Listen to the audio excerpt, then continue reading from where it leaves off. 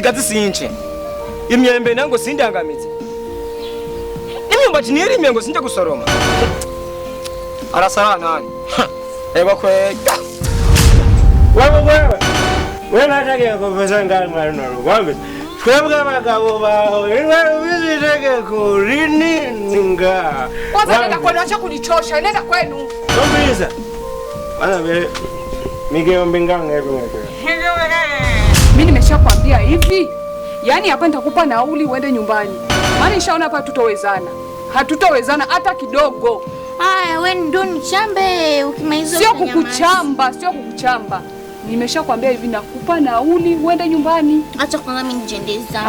Kwa hiyo yani ushajiona kama umeshakuwa eti hey. Wewe subiri afu utaona. Ule usikuta kungaza mupyani.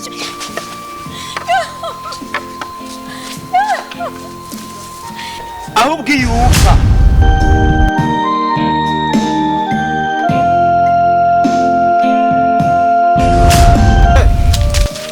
Takewa uno munsi yahinyuka ibiki navyo kuva nyumba jangene ko ibintu byose uzi ko biri ngaha tugabure ataruko umutwe wawe mu maboko habindi kandi fast mama yuda genda gahoro ndukura kugiki ubu nyine ubona umwe nukubaga ngagusanga umva iyi mvura ikwiragwa ikaguteye itanganye nkaza mu ngabonye nkafyonyanga.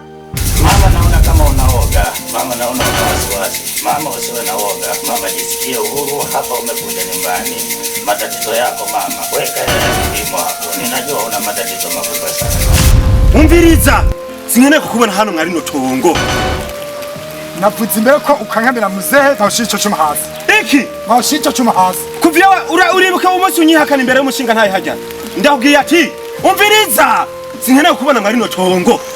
Wambise ya bana bubukatandira mu gitsina tutagabuye twese nta ukeneye guhonyora mwari no tongo aho watembere aho ugeze ubona umupangu gaburi tongo ryane Butani umunyana tekera ujana mugabo wawe mutibuka apani kuba umbya gwibike iwanyu yamazananye nini yavuze ati fastisha mwa mutaye iwanyu iwanyu yamazanye ko shemeji mwakunywa ashe ntegetswe kwatwara byanka ibikunde ashe nzohige ndino bucyugiyo rero